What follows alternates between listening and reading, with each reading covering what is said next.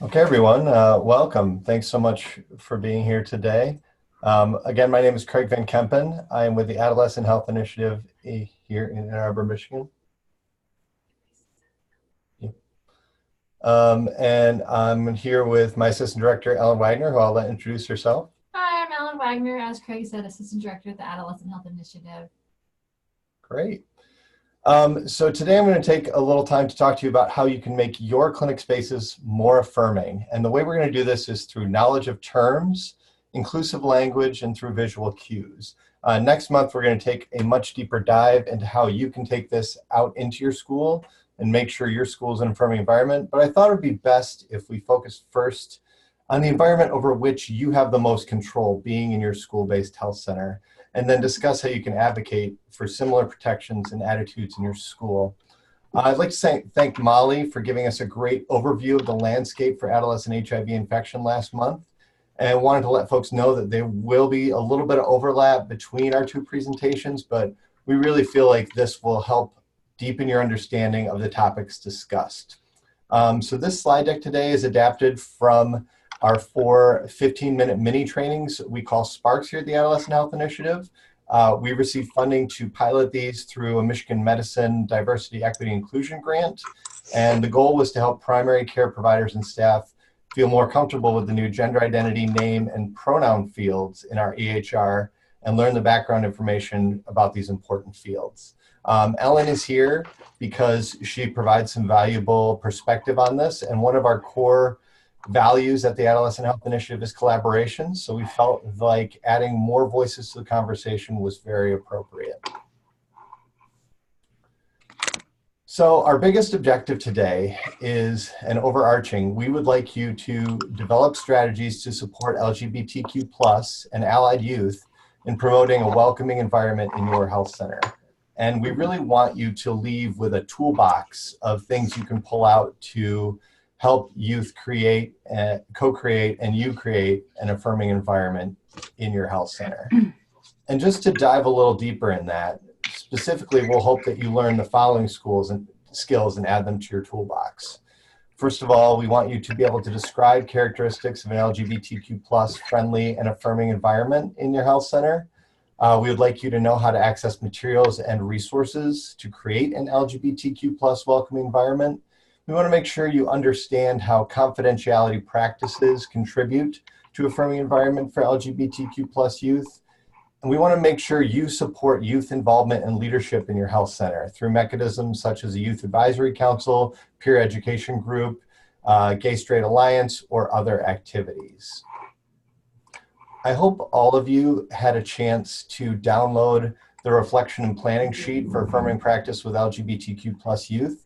This was on the Moodle, and Suzanne sent out a reminder yesterday. If you didn't have a chance to this, all you need to do is grab a piece of paper or make a Word doc that has these 4 quadrants. And if you did download as a PDF, you should be able to write in each of those quadrants. What I would like you to do throughout the course of this presentation is really take a deep look at what you do well individually and what you could do better individually when it comes to creating an affirming environment for LGBTQ+ youth.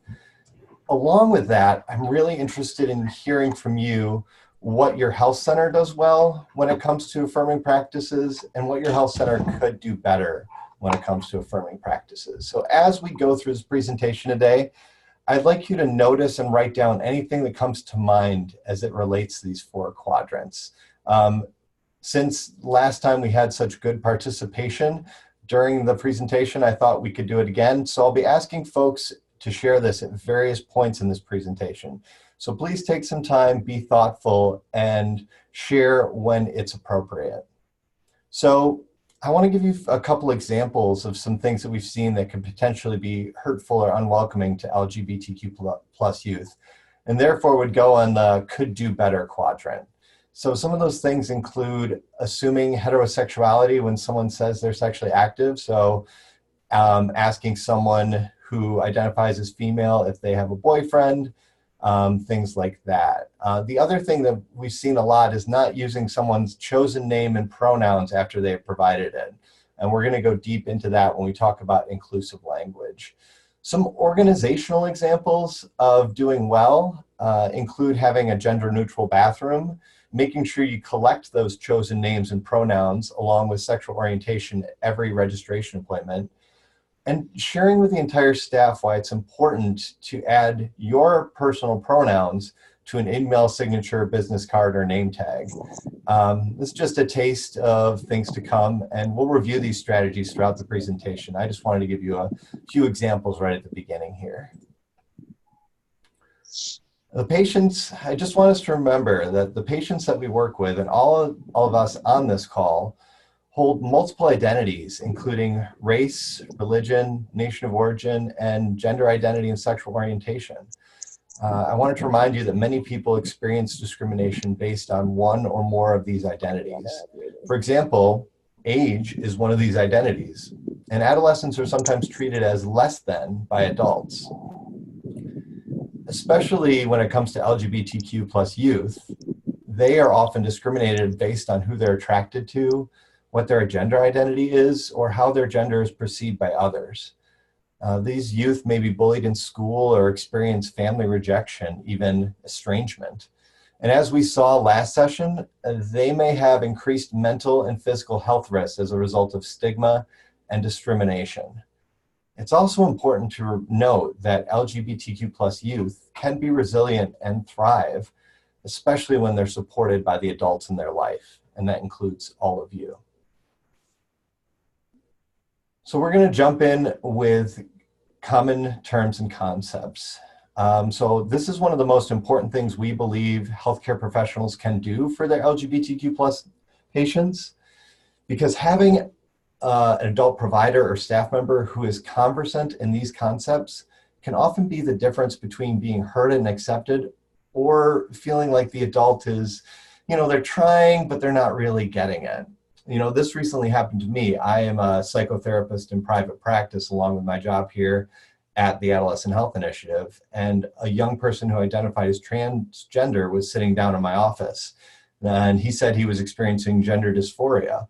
So I sat down with him and his parents, and immediately the first thing I said was, can each of you go around and let me know what name you'd like me to use for you, as well as the pronouns? And I saw this 15-year-old's face go from disengaged to curious to delighted in a few heartbeats as he gleefully shared his chosen name and pronouns, since he really hadn't had a chance to share that yet.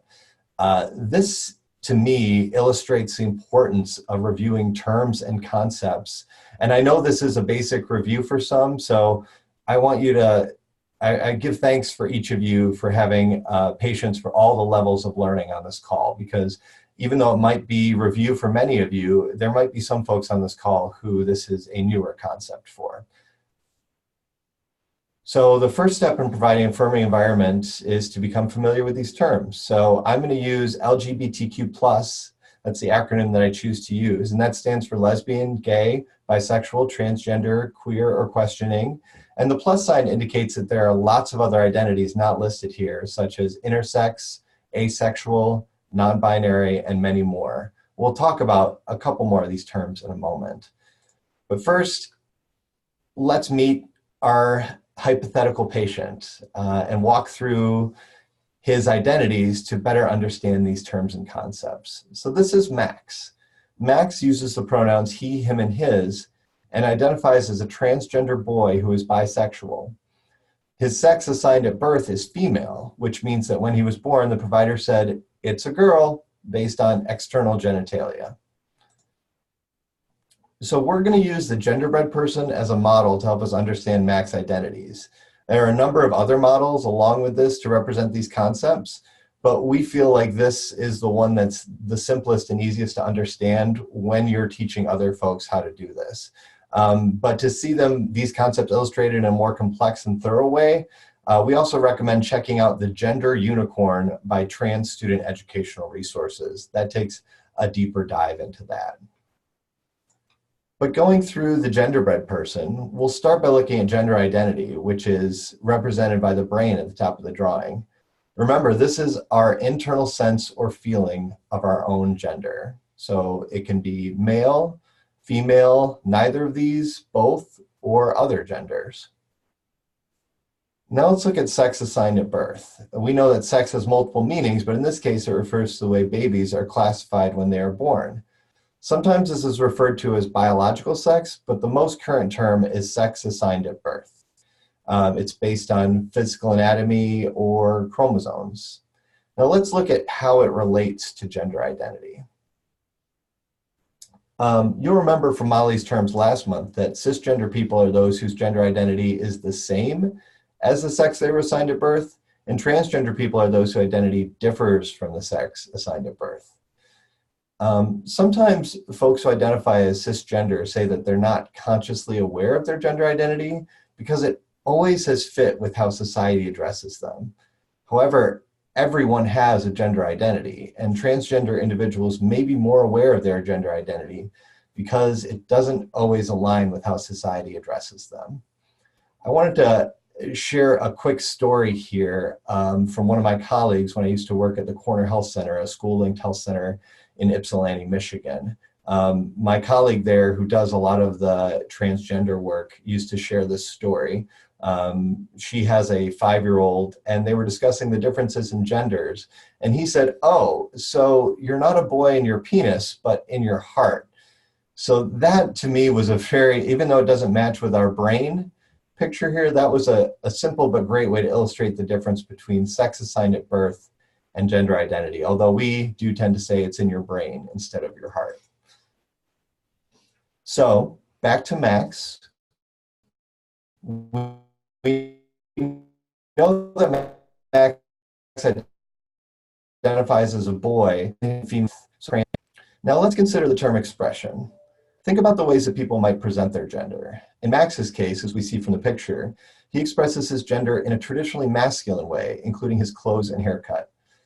And the important thing to take away here is that it can be easy to make assumptions about someone else's gender identity based on their expression. But just because someone may present their gender in a certain way doesn't mean we can know their identity. For instance, a person might present in a feminine way, but they might not identify as a woman. We see in the definition of attractionality that there are various ways people can be attracted to others, including emotional, physical, social, intellectual, and spiritual attraction. Sexual orientation is the most common term to describe which genders people are attracted to. And the one big takeaway I like to share with folks in this that's really helpful to remember is that gender identity and sexual orientation are not the same, and they really don't relate to each other in any sense whatsoever. So gender identity is who you feel like you are on the inside, and sexual orientation is who you are attracted to. So back to Max one more time. As we remember from the first slide, Max identifies as bisexual, which means he's attracted to more than one gender. So now that we've covered some of the main concepts and terms, let's take a look at how Max's identities might be represented in your EHR. So we find that electronic health records can be a really useful tool to help remind us of a patient's chosen names, pronouns, and gender identity. And this, in terms, allow us to use the correct name and pronouns when interacting with patients. The example EHR screenshot here highlights these fields at the top of the patient's chart. As you can see on this slide, Max's chosen name, which some EHRs call preferred name, is highlighted in yellow at the top of his chart. His pronouns and gender identity are highlighted in yellow at the top of his chart below age, sex, and date of birth. Especially in this EHR, which is Epic, you can hover your mouse over the highlighted pronoun and gender identity text to reveal more information as shown by the white box. So it is cut off here, but it does have he, him, his, and then gender identity after that. So let's think about using the LGBTQ plus fields in your AHR. So if folks could take a moment to think and then unmute themselves and let us know, what does your AHR do to address chosen names, pronouns, and gender identity?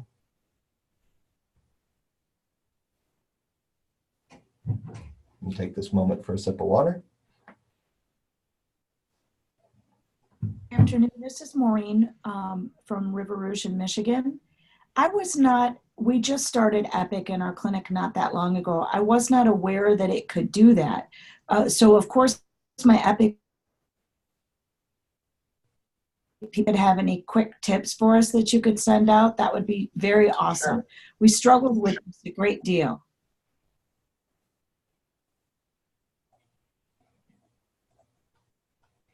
So you're saying you have Epic, Maureen, but it's not, it doesn't have these fields. You haven't noticed these fields? I'm sure as you speak about it, we probably have them, but I did not know that they were there or how to use them.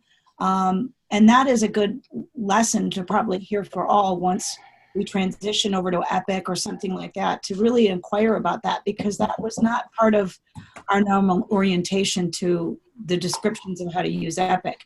And we have had kids that we really struggle with that, because unless they've gone through the injections and the process, we still by law have to keep them by their biological presentation. Right. Thanks, Maureen. So Maureen, I use Epic, and the way that you can have this preferred name show up is when you go into demographics, click the little squiggly cursive N next to the name, and it'll pop up a window for you, and there'll be a preferred name section. I always put the person's preferred or chosen name, and then I always either put he, him, or she, her after. So it's kind of weird when things print out of Epic because it prints out like Max, he, him, Jones. But even though it looks funny, I tell the client this is a way we can assure that people see your pronouns. And it will also generate an alias, so you'll be able to search by the chosen name as well if you forget the given name. That's awesome. Thank you so much, you guys. Yeah, thanks, Jen. Anyone else have a EHR that they'd like to share how your electronic health record handles this? Yes. This is Takesha from Great Lakes Bay Health Center in Saginaw, Michigan. Hello. Hello there. So our EHR, we actually use a similar system that you have there, where we have the preferred name, the gender identity, sexual orientation, and preferred pronoun. Great. I will add, I do think these fields are somewhat customizable. So it may, even if you're still using Epic, it may look slightly different. This screenshot is based on how we're based out of the University of Michigan. And so the way that the health record has been adapted to look like this, but there was a whole work group that kind of designed this. So you can customize. It sounds like there's a few different ways to have Epic and have it look a little bit different. Mm-hmm. Thanks, Ellen. So some things to watch out for too. We had we used Athena Health at the Corner Health Center, and we had space for chosen name and pronouns, but the reminder text that we sent out and the schedule printouts included the person's name that we had on file for them for their insurance. So definitely, if you do have these fields, I would recommend that you double check different spaces where that name might be used and make sure that their chosen name is used kind of throughout the whole process. Okay, on to the next question. So when you think about if it shows up in your EHR, what may make it harder to use Max's chosen name and pronouns, and what could make it easier? What do folks think about that?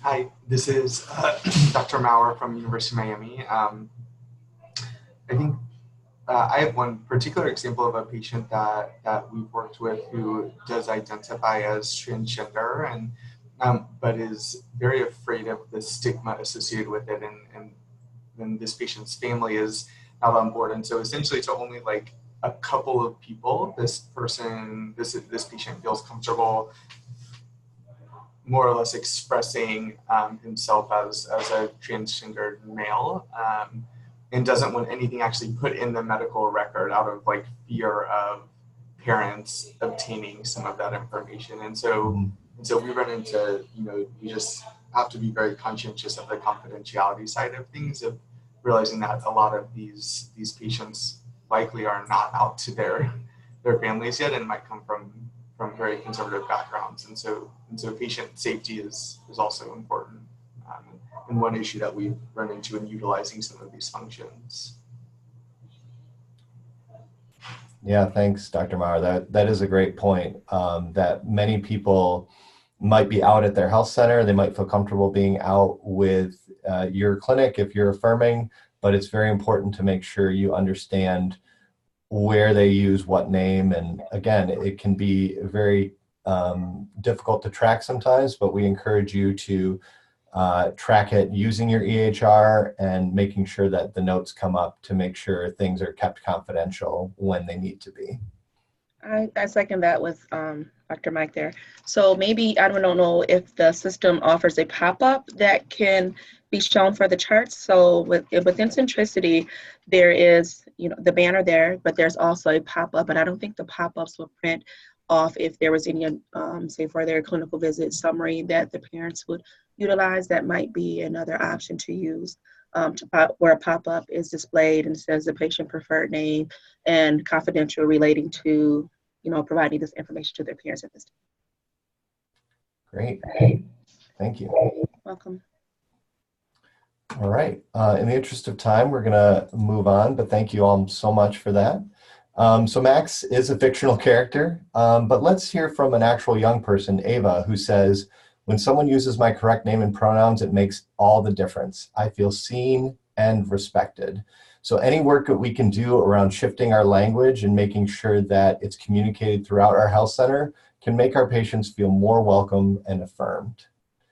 So we're going to move on to inclusive language, and we're going to take a deeper dive in how best to use these terms and concepts. One of the things that a lot of the youth I work with mention is how using inclusive language is important to them to feel respected and welcomed, as we heard from Ava in that last section.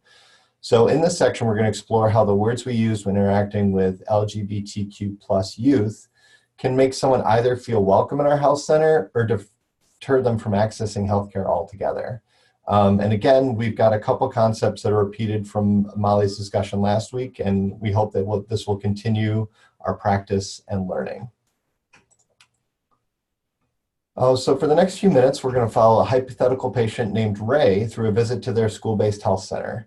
So Ray is the patient's chosen name, and they identify as non-binary, which means not exclusively masculine or feminine. And Ray's pronouns are they, them, and theirs. So adolescents who identify as non-binary often have a chosen name and pronouns that fit their identity and that differs from their birth name and their pronouns used with their parents. So as I read through Ray's scenario, you will hear me use the pronouns they, them, and theirs to describe Ray. And I know that the singular they is not something that most people were taught in school, so it can take time to learn and use consistently. So one of the reasons that we have Ray use those pronouns is to practice in this section. So Ray has had a painful earache for the past week. Ray's managed to make it to fourth period today, but finds that they can't concentrate anymore and decide they need to go to the SBHC in their school. Ray is kind of nervous because they haven't been to the health center yet, but their ear is really hurting. So they say to themselves, "You can do this," and they raise their hand. When Ray raises their hand, the substitute teacher assumes he's talking to a young man. So he asked Ray, "How may I help you, sir?" So even though words like sir are often considered a polite way to speak with a student, how a person sounds or looks may not align with how they identify. We know that Ray identifies as non-binary, meaning that they neither identify as a man or a woman. So we're going to look at what the teacher could have said instead. So how may I help you, Ray? If they knew their names, or a simple how may I help you is fine when it comes to communicating this. We want to steer away from gendered words and phrases like sir, ma'am, young man, young lady, and even when referring to groups, boys and girls, ladies and gentlemen, we want to make sure we steer away from that. So as we discuss next section, the school could have systems in place to make sure that each student's chosen name and pronouns are communicated with all staff and used consistently. So this teacher might not have gotten a complete list with Ray's chosen name and pronouns, but if he had, the teacher could have used Ray's name when addressing their raised hand. So when Ray goes to the health center, they check in at the front desk. The staff person cannot find their records, so she asked Ray, "What is your real name?" Well, this seems like a harmless question. It can be hurtful because asking for a real or even legal name implies that their chosen name is not valid. So the front desk person could have rephrased this question as, could your record be under a different name? Or for our medical records, are there any other names that you use? So as we looked at last time and discussed, electronic health records can really be helpful to help remind us of a patient's chosen name, pronouns, and gender identity, which allow us to use the correct name and pronouns when we interact with patients. So the medical assistant checks the chart for a chosen name before calling Ray back into the health center. He uses Ray's name consistently throughout their interactions and wants to make sure the provider is using the patient's preferred name as well. So before the provider enters the room to meet Ray, he tells them, don't forget, he goes by the name Ray. So it's great that the medical assistant takes the initiative to ensure Ray is addressed with their chosen name, but at the same time, he misgenders Ray by using the pronoun he. So instead, the medical assistant could use Ray's correct pronouns that was found in the EHR by saying they go by the name Ray. He could also have removed the pronoun and say, this patient goes by the name Ray. It's vitally important to use a patient's pronouns at all times, and especially when they're not present, because this helps us to practice using the correct pronouns and reinforces the use of them among our clinical team. When the provider comes into the exam room, she wants to make sure she understands Ray's different identities. So she asked, how do you describe your gender identity and sexual orientation? When Ray responds that they identify as non-binary and queer, the provider isn't quite sure she understands what that means. So she asked, if you feel comfortable sharing, can you tell me what that means to you? By being open and respectful when asking these questions, she communicates to Ray that she cares and she wants to affirm Ray's identities. Some patients may not be comfortable sharing, and that's okay too. But before we move on, do you all think that there could be any problems with the provider asking these questions?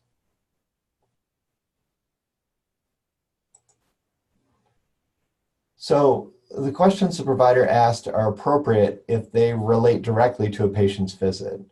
However, since Ray is there for an earache and the provider is already aware of Ray's pronouns from their chart, it seems like these questions aren't necessary. It seems like the provider meant well and was kind, but we shouldn't ask questions about gender identity or sexual orientation simply to satisfy our curiosity. Knowing when it's appropriate or important to ask and when it's not can vary a little by the person, but a good rule is that we should only discuss these identities with a patient if it relates directly to their care or if they bring it up themselves. There are many issues that come up when talking to young people about sexuality. A great resource for this is MFierce through the University of Michigan. They have some great resources for starting this conversation. They have some affirming posters. But I'd like to call it specifically the question that I hear many providers and healthcare workers ask, and I even worked in a room, an open office with the HIV hotline of Michigan, and they ask this question all the time. So do you have sex with men, women, or both? And I'd like to hear from you all. What do you think? You can unmute yourself and respond. What do you think is the issue with this question?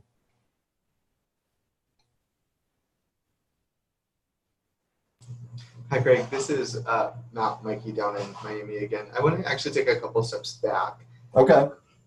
Into being the provider in our school clinic, yeah, so I think this is the slide that I would love to chat about. So I actually encourage a lot for the students and the medical students and the residents that I work with to always find an opportunity to do social check-ins, if you will. And so we have a lot of patients that will come in with certain somatic complaints or physiologic complaints of abdominal pain or headaches or earaches even, or trouble breathing or something like that, but maybe they haven't been seen by a medical provider in a long time that actually hasn't performed a thorough social history.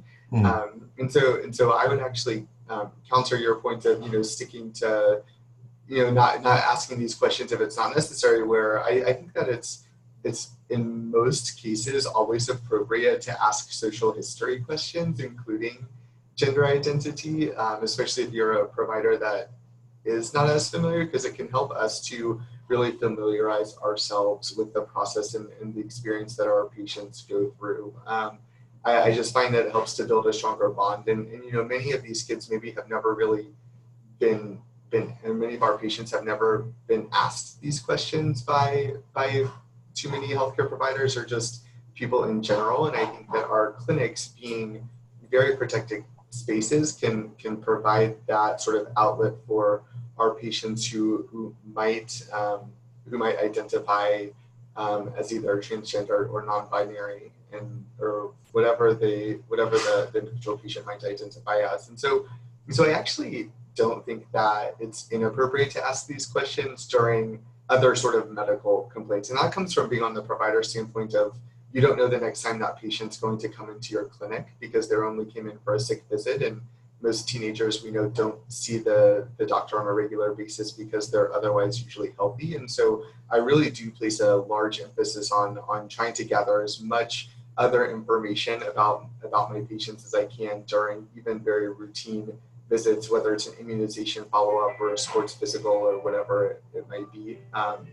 And that just is more of my anecdotal experience of the patient population that I'm working with. Maybe others have had slightly different experiences. I can definitely empathize and understand the idea of, do you have to ask certain amounts of information at every single visit that a patient comes in? But I also don't think that it's inappropriate to do a nice thorough social history if one potentially hasn't been performed in quite some time for a patient, even if they're there for an hearing. So that was sort of my first comment. And then the question at hand, moving forward. Can I just chime in quickly Totally. about that? I think I totally hear what you're saying, and I think the sort of caveat I would add to that is to be incredibly mindful of the way that you're doing it and sensitive to how you're doing it. The way that we arrived at this recommendation was actually talking to transgender young people about this topic, and hearing from them about what would feel good to them. And we heard pretty directly from many of them that it doesn't feel good if you are there for an earache and someone is asking you these questions. It can feel prying. I don't think that is always the case. I think you're right. I think if you're coming from a place of wanting to be helpful and shared understanding and the moment feels right, that's one thing. But I would just say it could also feel sort of voyeuristic if it's not done with really a lot of careful thought. Yeah, and I agree with that. So I agree that going from something about your earache, and then, who are your sexual partners, right? That's not a very good transition. So yeah. So that's definitely not a good transition. It definitely involves a little bit more of a comprehensive assessment and introduction to, I know you're here for an earache, but it's been a while since you've been in clinic, and so I would like to do, another level of social check-in that I do routinely with all of my patients. Is it okay with you if I ask you some questions that might not be pertinent to the specific physical reason that you came into clinic today? So I agree with you that there's totally a way to do it in a full manner, rather than jumping from do you have any ear discharge, or also tell me about your sexual orientation. Those things are just so unrelated, right? And so yes, I think there is that common sense aspect to it of being able to appropriately maneuver a conversation with your patient. Yeah. Mm-hmm. Thank you. Thank you. Yeah, one thing we do encourage the clinics that we work with at the Adolescent Health Initiative is to confidentially fill out a screening tool that includes some of these behaviors and identities, so that it provides you a nice way to start that conversation with the young person if they do have concerns about that, because maybe they do have concerns and they're just not bringing it up in person, but we find that they're much more likely to write it down in a confidential risk screening tool. Yeah, and I think we also have to think of the provider side of things too. And for many of us and many providers and a lot of older providers and everybody, I think, is, you know, this whole area is relatively new in trying to navigate this for our teenagers and younger patients. And so I think that also comes with a little bit of practice and trial and error, trying to do it in the most respectful way that we can for our patients, but it's part of our growing experience as compassionate healthcare providers as well. Great. Thank you.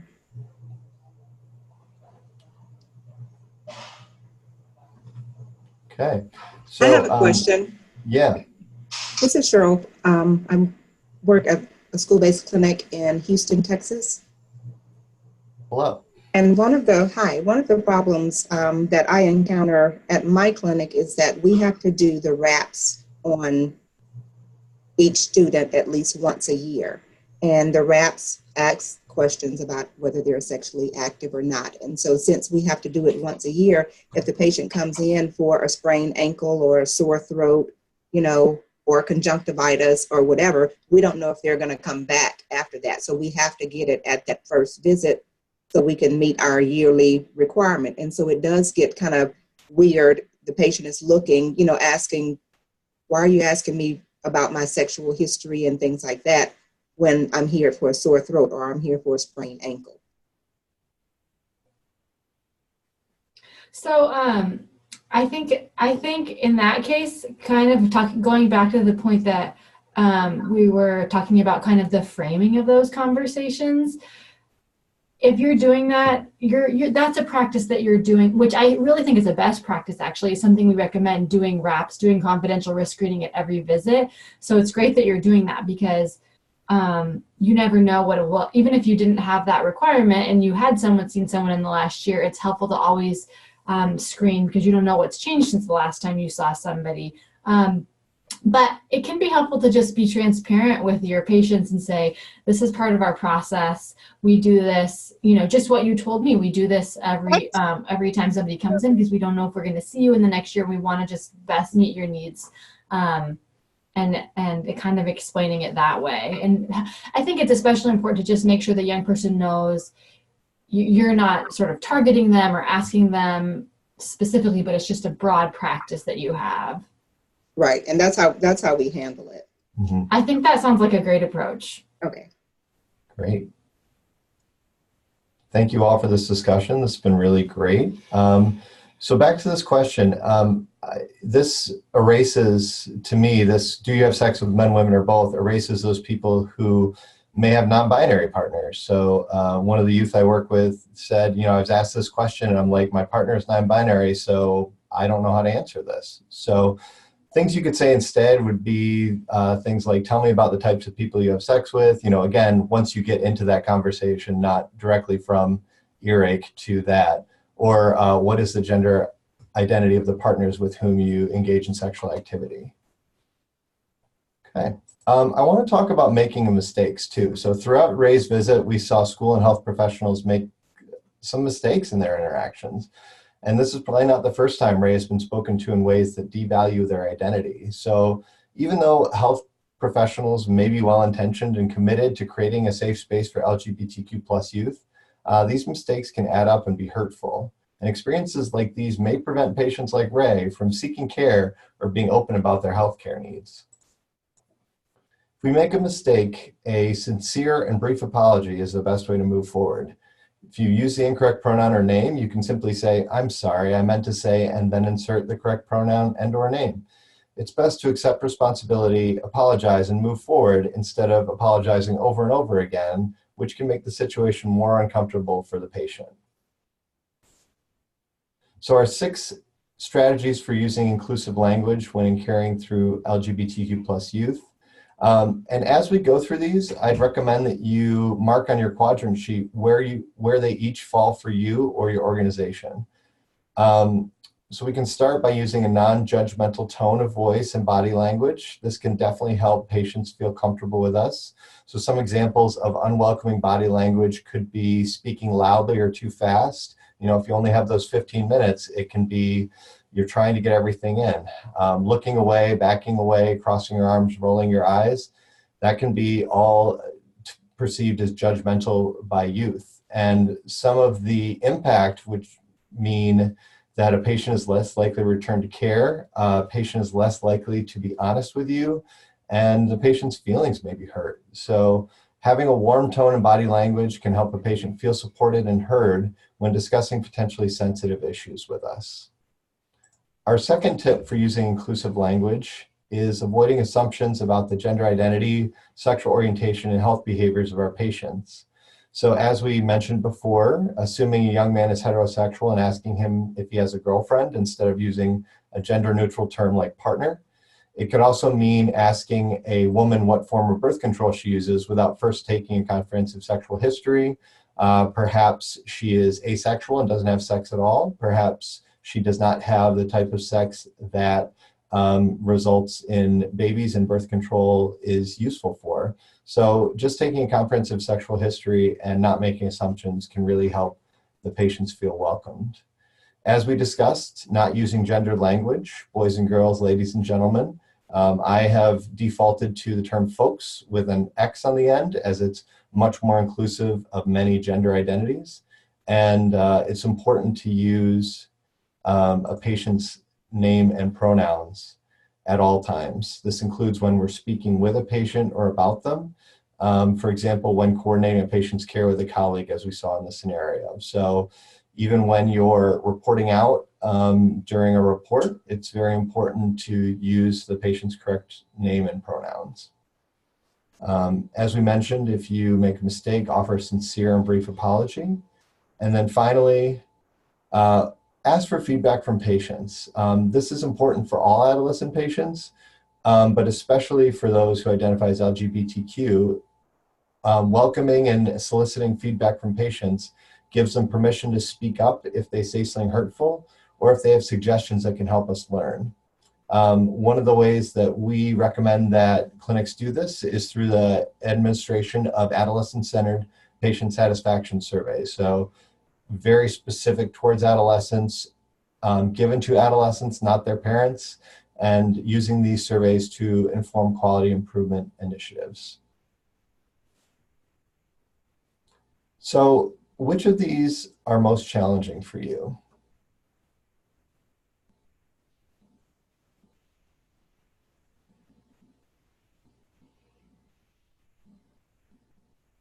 I think for myself, the gender pronouns or the pronouns in all are probably the most difficult for me because I'm so old school. And I was always taught to be polite. Hello, sir, how are you? Mm-hmm. I like the idea of using the word folks. I like that. I'm going to try it. Okay, great. Anyone else? I agree. Number 2 and 3 are, I think, the hardest to be more cognizant and aware of. And so when I sit and do personal reflections, I think that that's where I find that I falter the most. Okay, great. So going back to your worksheet, just make sure that you're putting in what you do well, what you do better. This can be a plan for improvement as you move forward. So again, put that in that reflection and planning worksheet. So on the basis of time, we're going to move on to our welcoming environments, so forms, fields, and physical spaces. So in this next section, we're going to explore the ways you can make your health center a welcoming and comfortable space for LGBTQ+ youth through physical spaces and paperwork. So let's start our conversation about welcoming environments by thinking about physical spaces. So I will read a quote from 17-year-old Jay. The nurse had a sticker next to her desk that said, "Ask me about my pronouns," and that was really amazing. Going in, I wasn't sure what to expect, but then that kind of told me that what I can expect from this person and what I can ask of her. That was really cool. If I hadn't seen that, I don't know if I would have gone to her for anything. As Jay said, they felt welcomed by the nurse's sticker about pronouns. Visual cues can help people feel like they're valued. For example, people who are non-native English speakers might feel welcome when they see materials posted in their native language. So, do you remember a time in that something in a physical space made you feel welcome, just take a moment to think about that. And I'm going to scroll on to more visual cues. So these are some examples of visual cues that can be displayed throughout your health center that can include things like posters, stickers, buttons, rainbow lanyards, and more. The round image at the top middle has a transgender pride flag on the left and an LGBTQ plus pride flag on the right. It's especially important, as I'm sure most of you know, that June is Pride Month. So you will be seeing these kind of all over the place. So the flag on the bottom left is even more inclusive. That is an asexual pride flag. So having cues with specific references can help people with marginalized identities feel like they're welcomed, especially in spaces where they may have been discriminated against in the past. So, as we know, many transgender and non-binary people are harassed and some are even physically assaulted for using gender-specific bathrooms. We'll cover this in much more detail in the Affirming Schools section, as the debate in schools has sparked national news. But you can do your part by offering all gender bathrooms in your school-based health center when possible. You can also do this to support the well-being of transgender and non-binary staff, patients, and visitors, as well as providing a visual cue that all genders are welcome. All gender restrooms also support people who require the assistance of a caregiver of a different gender and parents with children of a different gender. So these tips are all ways that you can establish all user restrooms that you can implement in your health center. So the next slide I want to talk about is confidentiality. So this is especially important to all adolescents, but especially to LGBTQ plus youth.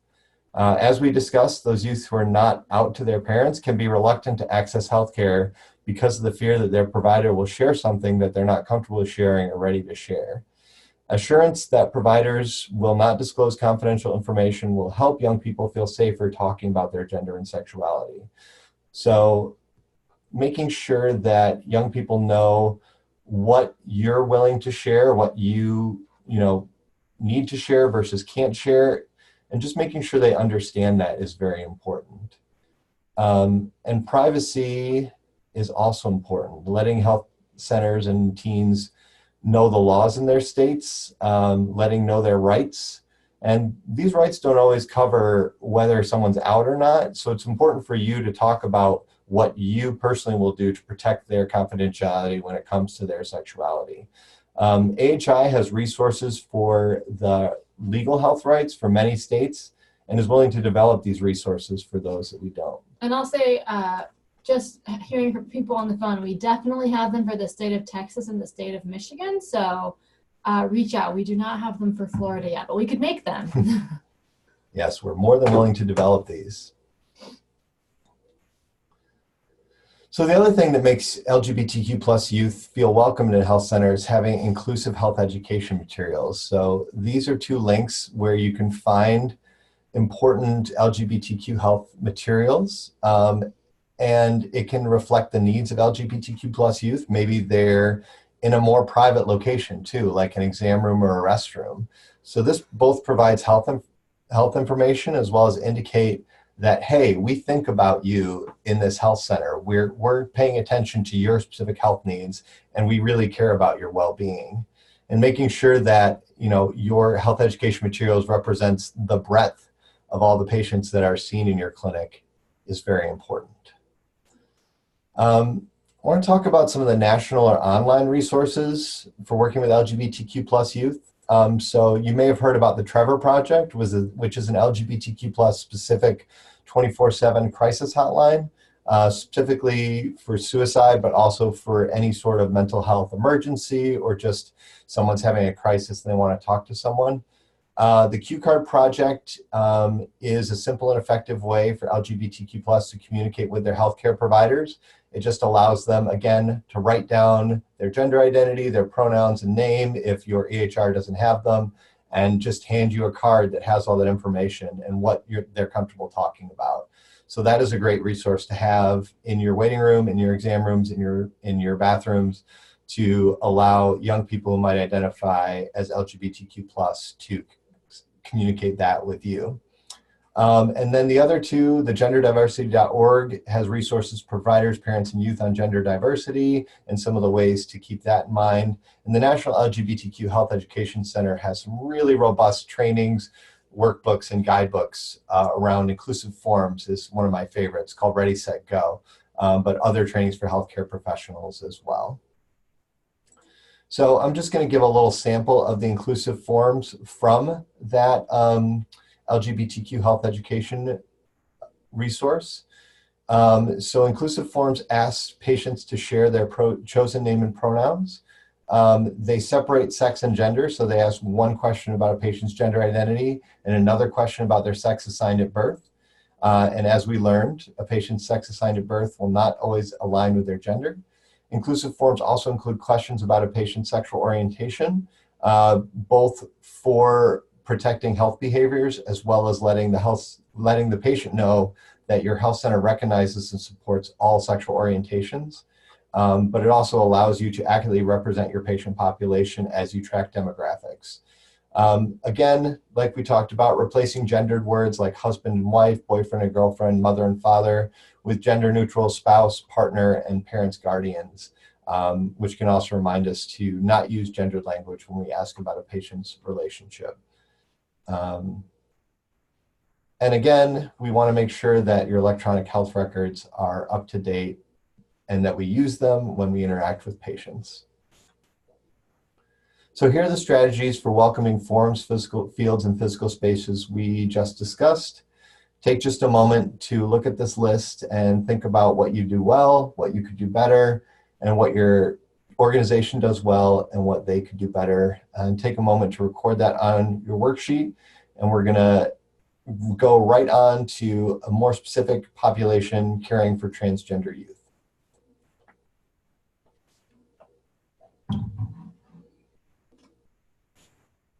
Okay.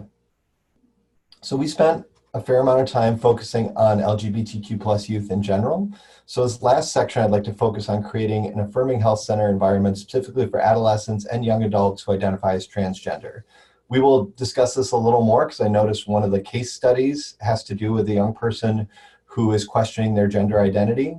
So I'm very excited to talk about that, but let's go through and talk a little bit more about how we can take care of transgender youth. And most of this focuses on being respectful. We quote a young person here saying, "We're not special for being trans, we're just ourselves and we were born this way." And they recommend you don't say, "Oh my God, it's a trans person, what do I do?" They're a person, just talk to them. And this section includes a video with transgender youth sharing what they need in a healthcare setting, and hopefully will generate a few ideas about how we can provide affirming care.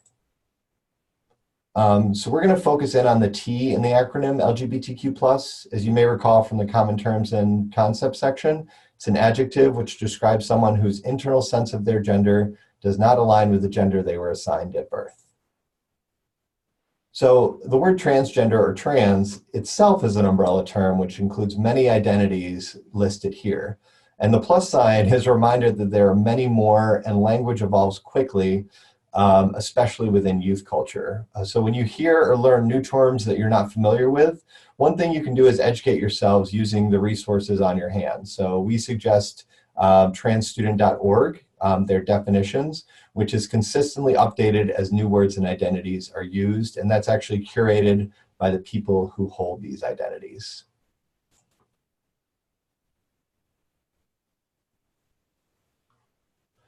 So it's especially important when learning about youth culture to prioritize hearing from youth directly. With that in mind, we're going to watch a short video that highlights the experience of a few transgender youth. It was created for the purpose of training healthcare professionals. It's about 8 minutes long. As you listen to youth tell about the ways in which health centers have been respectful or disrespectful, think about how the practices apply to you and your health center. Do we do a time check? Yep, so let's do a time check. We're at 1 p.m. I just wanted to check with Suzanne, are we good for this video, or is it something that we can ask people, we can send this out and share later? I think we can go for like maybe another 10 minutes. Is that okay? Okay. So this is really the end, so. Yeah, you have to click it over here. Thank you. All right, so we're gonna watch the video, and please jot down any thoughts you have in your respective quadrants.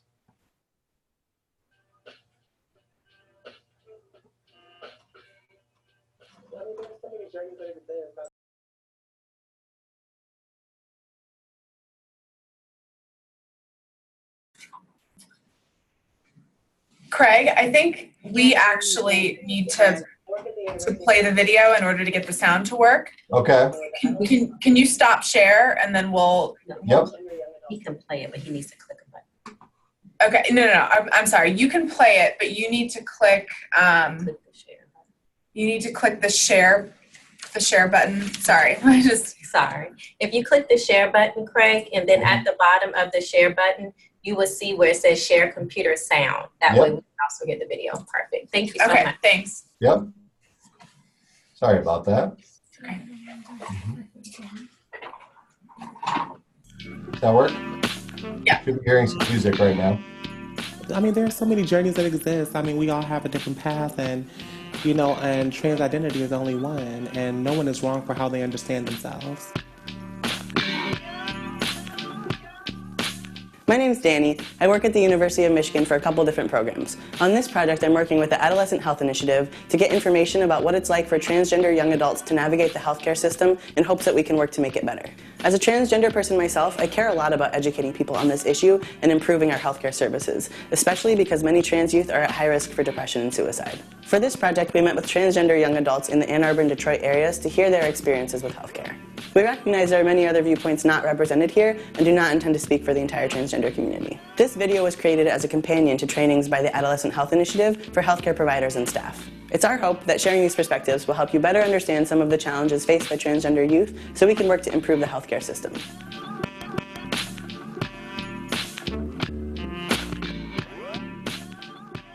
I would like to be asked what pronouns to use, because for me, when somebody says he, it really, really upsets me and almost like breaks me down. And then it's like, oh, I might as well just leave because I'm sure I can handle this on my own. I came to you for help and you just, ruined my entire, week. Jordan, when would that happen to you? Like, when would it feel best for that to happen? Is that like over the phone? Is that on the form? I think on the form, because that would be a little bit weird to be, what pronouns do you use, making your appointment. I feel like that would be a little bit too in your face. Have you ever encountered problems filling out forms or like frustrations with having to like check certain boxes? Yes. That male, female box, yes, because I want to mark female and legally I can't, and that irritates me. Or I might be on the phone with them and they may say, well, what is your gender? And I have to tell them what my legal gender is, but that really frustrates me. It does. Do other folks have similar experiences with that or different experiences that you would want to talk about? They actually asked for your preferred name, and I put it down and I was like, yeah, they're going to use it. And they didn't, and I was like, so what was the point of me putting it down if you're not gonna? So yeah, I get that there's the good intention, but you're not gonna implement it, there's no point of putting it there. If you could list off just 5 words or terms that you would like your healthcare providers to know or be comfortable with and do some education on their own about, what would those words be? Those would probably be cisgender, transgender, gender nonconforming, cissexism, transphobia. So just learning those things would be good. Yeah, oh my goodness, please learn them. So cis or cisgender is someone who identifies as the sex and gender that they were assigned at birth. So that's when the doctor sees the baby and they're like, oh, it's a boy, or oh, it's a girl. They still identify as whatever the doctor said at the time. I'm not big on terms. I just like for people to be respectful. As far as if you don't know, pull me to the side and ask me. Or if you think you know and may have an idea, still pull me to the side and ask me. Don't be like, oh, well, she looks like a she is, or is she a he, or don't try to guess it. Like I said, I'm not really big on using terms. I just use female, and I may ask you, or I'd rather just use your name.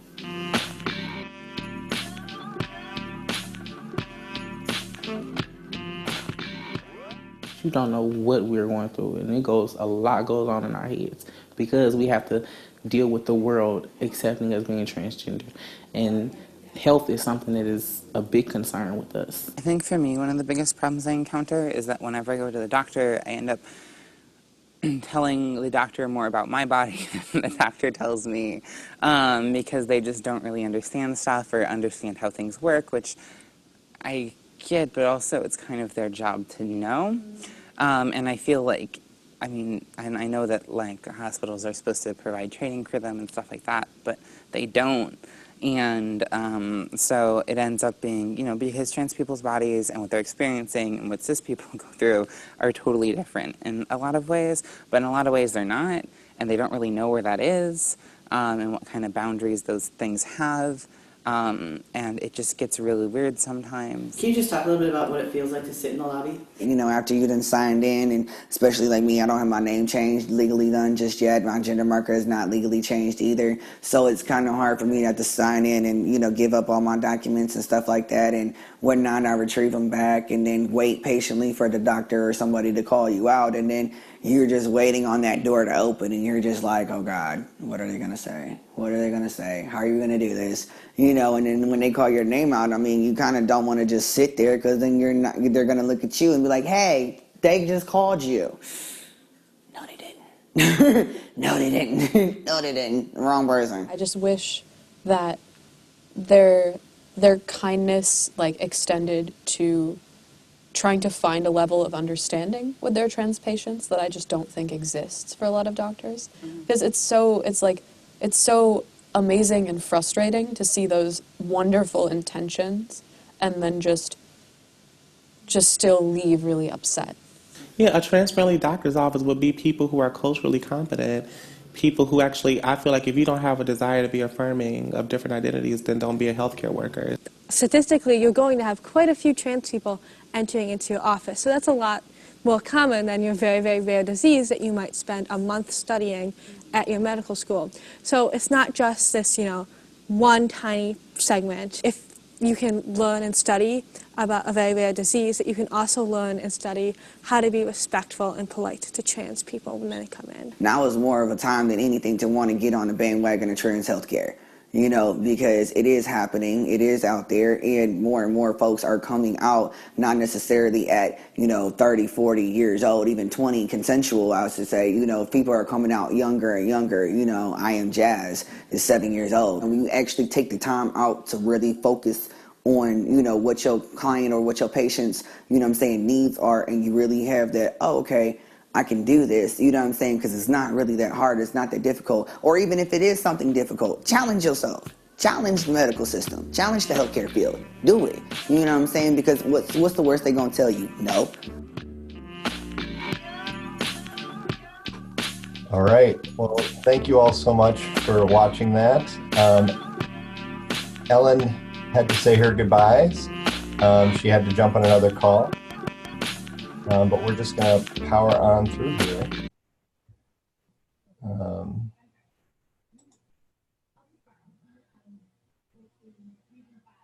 So keep in mind that even though we're doing some things well, we still have some room to grow. Sites that might have inclusive paperwork may feel confident that they are being supportive, but if not all staff and providers are using the names, and I mean all staff and providers listed in the chosen or preferred field, there's still work to be done. So as we'd like to close, I'd like you to think back over your entire training today. We'd like you to know the things you'll take away from this training. Take out your planning worksheet and just take a moment to write those down. I'd like to remind you too that this series is part of a Spark training. We have many Spark trainings available for download on the AHI website.